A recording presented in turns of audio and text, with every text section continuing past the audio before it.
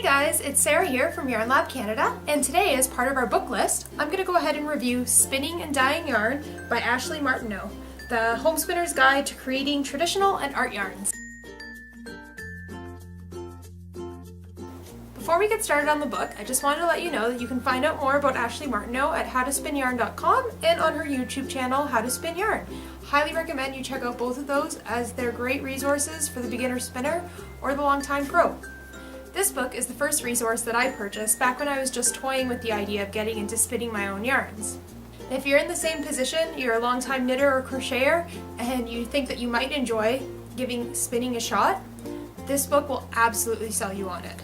First of all, this book is gorgeous. All of the images inside, from the individual instructional images to the chapter headers, are absolutely gorgeous. If there is a way to make an actual touch and feel book that wasn't one of those Pet the Kitty books that they have for kids, these pictures basically do it. They absolutely convey the loftiness and the texture of the yarns that they're talking about, as well as the fibers that they're talking about. Based on the image quality alone, this book is totally worth the low price point of only $30 US or $35 Canadian. While maybe not as in-depth as some spinners' handbooks, this book has everything that a beginner spinner needs to know. This book takes you right from start to finish on how to produce a traditional or art yarn. From exploring the varieties of types of fiber in the first chapter, to understanding how to prepare and dye your fibers in the second chapter. It has a section on the different types of equipment you would need in order to prepare your fiber, and then it takes you through spinning basics. Starting with how to learn on a drop spindle, it has a section on spinning on a kick spindle, which is something that I haven't tried, but I think is fairly rare as far as spinning books go. And finally to how to spin on a wheel.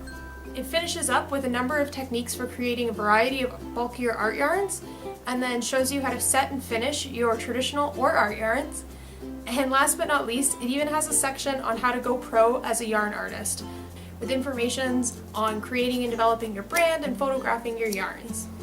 Really, there's a ton of information packed into this book along with all of those gorgeous images. Now, the big sell on this book for a beginner spinner, I mean complete beginner, you don't own a drop spindle, you don't own a spinning wheel, you've just toyed with the idea, maybe you've bought a little bit of fiber and you haven't done anything with it yet, is that not only does it teach you how to start spinning, it also teaches you how to build your own tools at home with easily accessible materials on a budget.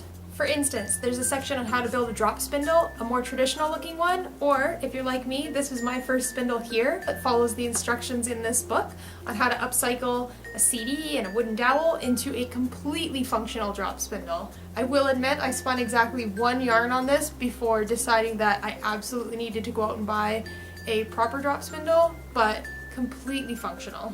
Not only are there how-tos on how to build a drop spindle, but this book features how to build a kick spindle at home, as well as how to create your own PVC spinning wheel. That's right, this book has instructions on how to create a full functional spinning wheel.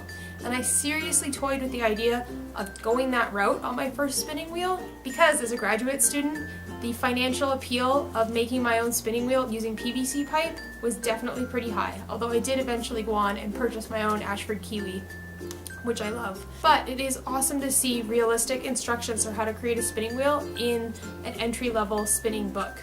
Now, if you're already past the basics or you're a long-time spinner, this book is still of great value to you, particularly as being a creative kickstart for when you find yourself in a bit of a spinning rut.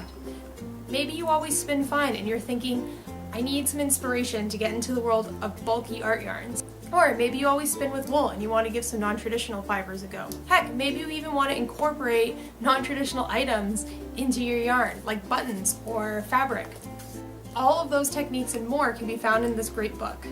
I know I personally love to just flip through the pages and draw inspiration on color choices and texture choices for my own yarns. And a personal challenge on my own bucket list is to go through this book and spin a yarn using each of the techniques discussed in the later sections of this book. Overall, I can't recommend Ashley's book enough. Spinning and Dyeing Yarn by Ashley Martineau should be on every spinner's bookshelf. So I hope you guys enjoyed that video as much as I did making it. because I think I'll be doing a couple more book reviews in the near future here on the Yarn Lab, because I do have a full bookshelf of fiber books, knitting books, crocheting books, and some really awesome vintage crafting books that I'd love to share with you guys. In the meantime, if you like this video, you can give it a thumbs up and hit subscribe over here to make sure that you're not missing out on anything that the Yarn Lab has to offer. And if you want to keep on watching right now, you can go ahead and click the video above me for some more spinning goodness. That's all for now. Happy spinning!